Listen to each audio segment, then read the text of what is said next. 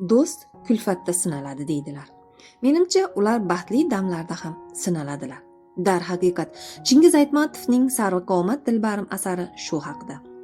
Chingiz To'raqulovich Aytmatov Qirg'iziston xalq yozuvchisi. Sarvaqomat Dilbarim, Bo'tto'ko'z, Birinchi muallim, Jamila kabi asar muallifi, mashhur yozuvchi. Bugungi suhbatimiz Chingiz Aytmatovning Sarvaqomat Dilbarim asari haqida. Sevgi, sadoqat va insoniylik haqida chuqur falsafiy fikrlar mujassam bo'lgan qissa hisoblanadi. Asar bosh qahramonlari Ilyos va Asal o'rtasidagi murakkab munosabatlar orqali urush davridagi inson hayoti, sevgining ichki ziddiyatlari va fojiali o'tish jarayonlari tasvirlanadi. Ushbu asarda tabiatning go'zalligi, inson qalbining nozik tuyg'ulari va ziddiyatli kechinmalari betakror uslubda tasvirlangan. Chingiz Aytmatov o'ziga xos tasviriy vositalar orqali qahramonning ichki dunyosini yorqin va chuqur ochib beradi.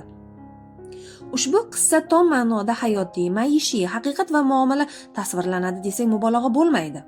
Asar qahramonlari Ilyos, Asal, Hadicha, Boytemi, Jontoylarning har birining o'ziga xos fe'l-atvori hozirgi kundagi zamondoshlarimizning qaysidir birlarini takrorlanadi.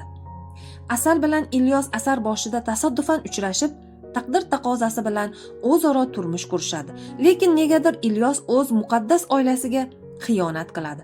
Nima uchun? Asal nega Ilyosni kechirmadi? Jontoy nega Ilyosga hasadgo'ylik bilan qarardi?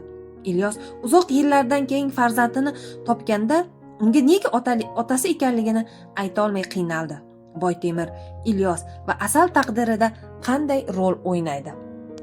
Asarni o'qish davomida ushbu savollarga javob topasiz. Demak, kitobni o'qish uchun men sizlarga tavsiya etaman.